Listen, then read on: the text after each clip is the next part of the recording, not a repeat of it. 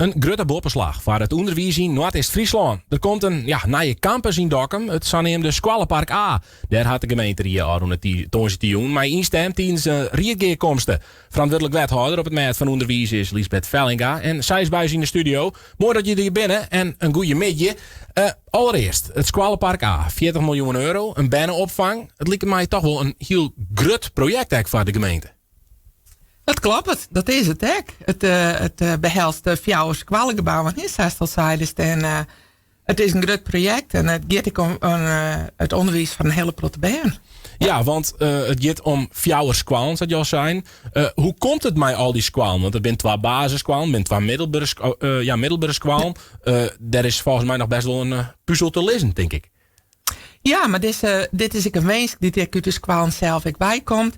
In de beide basissqualen, de burgersqualen en de Sint-Bonifatius-squalen, dat zijn de beide basissqualen. En die ga ik onjong dat ze graag meer geerwerkje willen met de middelbare squalen. En het zijn tegelijk 2 squalen die ik nodig nabouwen gaan moesten. Bij de burger hing je de band nog krek net maar de voeten naar de ruiten uit. Maar die had echt grote ruimte te kwaad. Dus die zitten er echt op te wachten. En deze beide legere squalen, basissqualen, die willen heel graag meer geerwerkje met de middelbare squalen. En nou, zat je zelf ook wel vast willen zien, is het Dockinga College. Nou, die staat ook al heel lang te wachten op nabouw. Er groeit op sommige plekken het gas in de lokaal. Dat is bittere noodzaak. En Pieter Jelles, die gaan een hele protebaan heen. Die heel gauw ruimte te kwaad. Dus er zit een protebaan in neetgebouwen. Dat is echt net iets wat wenselijk is voor een lange duur. Dus de beide middelbare squalen, die krijgen nou nabouw. Nou, Pieter Jelles krijgt er een stuk bij. Ze gaan om elkaar vast zitten. Zodat, er zijn toch wat communicerende vaten. Als er meer bij naar Dockinga gaan, zullen er weer wat minder naar Pieter Jelles gaan en andersom. En dan zou ik toch wat die balans houden. En dan kunnen ze de gebouwen niet meer delen. Kunnen het praktische broekt worden. Dus de lokalen worden wat flexibeler in de zin van dat het net per se Pieter Jelles of Dockinga lokaal binnen. Zo. Ja. Nou, wel voor het squalie. Het is net dat terug het squalie hierheen continu met wandjes in weggeslepen. Maar er is wel mogelijkheden om dat gebouw flexibel te broeken. Het is goedkoper in de bouw. Het is praktischer in de broek. Het is de weensk van de beide middelbare squalen. Nou ja, en een weensk van de beide legere squalen. Dus ik zou wel zeggen, een boppenslag voor al uw bijen. Ja. Door de bijen opvang ik bij. Dus eigenlijk ben bijen van 0 tot 18. Daar bouwen we een heel mooi complex voor. Ja, die kennen te plakken op één locatie straks. Klopt, ja.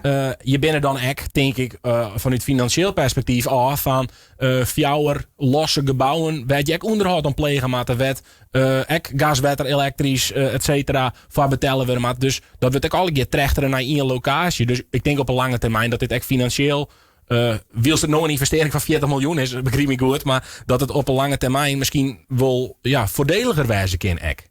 Het is kort in de bouw al een stuk voordeliger, omdat we wat nemen ze dat in de winkel willen ze mega korting. Ja, korting is het ze net, maar je kan je vaststellen dat als je van 4 squalen bouwen maakt op één locatie, dat altijd goedkoper is als op 4 verschillende locaties.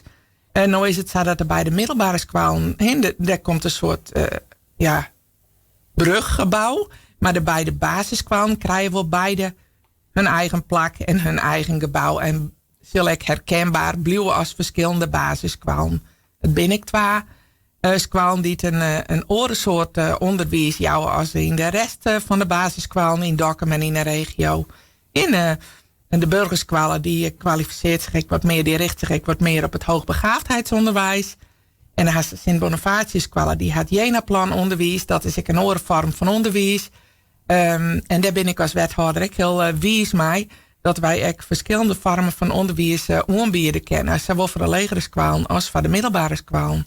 Dus dat er voor ons meesten keuze is. Ja, want iedere gemeente is eigenlijk van A tot Z te krijgen op het maat van onderwijs. Daar kun je het uiteindelijk wel vertalen. Ja.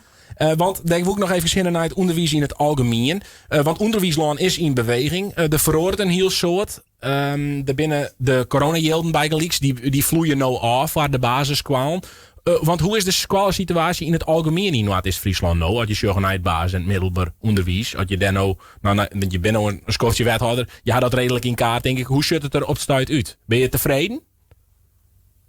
Ik ben tevreden dat de squallen tevreden ben. En het is zo dat de squallenkoepels die zwaar voor de kwaliteit van het onderwijs. En dat vind ik het allerbelangrijkste.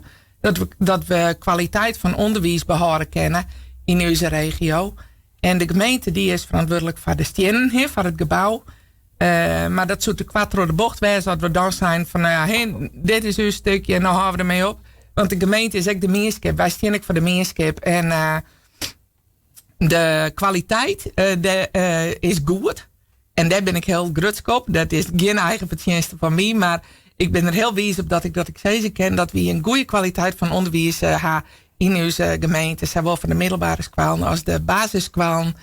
Maar we hebben wel wat uitdagingen te gaan met gebouwen. Sommige gebouwen binnen oud, binnen tuinvervanging. En we zien een grote vergriezing. Scholen niet heel tijd lietser worden. Er werd minder bijen heen gaan. En wat helemaal niks al hoeft te doen aan de kwaliteit. En dat is ik net zo. Want we hebben meerdere hele lietse scholen. Werd een hele goede kwaliteit onderwijs. Jong wordt en werd ouders maar een hele protte plezier en vertrouwen hun bijen kunnen brengen. Maar ja, dat ben wel uitdagingen van hoe houden we meisjes aan kwalitatief dicht bij onderwijs. Ja, in Noord-Eerst. Ja, helder. De regio-squallen is dan bijvoorbeeld echt nog een ding wat op het heen best wel een soort op praat wordt van het te brengen eigenlijk een scholenpark dakken, maar dan bijgelijks bopperdakken voor meerdere basissquallen. Dus een van de ideeën, weet ik wel eens wat hoe lezen heb. Hoe zorg je naar de toekomst van het basisonderwijs? Je zei het al, van er zijn wel wat uitdagingen. Ik denk dat we meisjes al goed nadenken maken over hoe we het hebben. Wij zijn natuurlijk, ons kracht is dat we zoveel ruimte hebben in onze gemeente. Dat is ook waarom het meest niet zo graag en zo noffelijk waaien. Maar tegelijk houdt het ook in dat we winkels, squallen, dwarpshuizen. En wij willen het graag, elke kern wil graag zijn eigen squallen, zijn eigen winkel, zijn eigen dwarpshuis, zijn eigen tjerken. Maar we zorgen dat de tijden verrooien en meesten verrooien, behoeften verrooien. Dus het is breder dan alleen nog de squallen. Maar daar ben wel uitdagingen te gaan. En iedereen is ontzettend van hoe kunnen we het in stand houden. En misschien maar we wel eens wat breder denken als alleen nog ons eigen dorp. Maar meer regio-boom van als we graag willen dat elk nog noffelijk bent. Dus zowel de meesten met jonge bijen als de ouderen. Dat je net verplicht bent als je wat hulpbehoevende bent. Dat je dan beslist naar een grote kern als Kalm of Dokkenmatten. Maar dat ook in je eigen dorp nog kan. Ja, maar we maken wel hoe nadenken. Kunnen we dat volhouden in elk dorp? Of moeten we meer clusteren? Moeten we bijvoorbeeld onze sportverenigingen wat meer bij elkaar doen, dat we het in stand houden? Hoe zit het met het dorpshuizen? Hoe komt het met de squallen? Ja, dat is wel een uitdaging. Mooie uitdaging voor het aankomende jaar, denk ik. Zeker weten, ja. Maar wel in die ik positief insteek. Want we kunnen erin staan als een skier wat op een reg leidt. Van alles wordt dus aanpakt en het wordt al minder. Maar we kunnen ook denken van wat is dus kracht? En dus kracht is dus meerskap. En dus prachtige leefomjouwing, de rust die we hebben. En daar maken we op een nieuwe manier een farmen inhoud aan. En daar wil ik graag om uitdenken. Dank u wel. En goed weekend.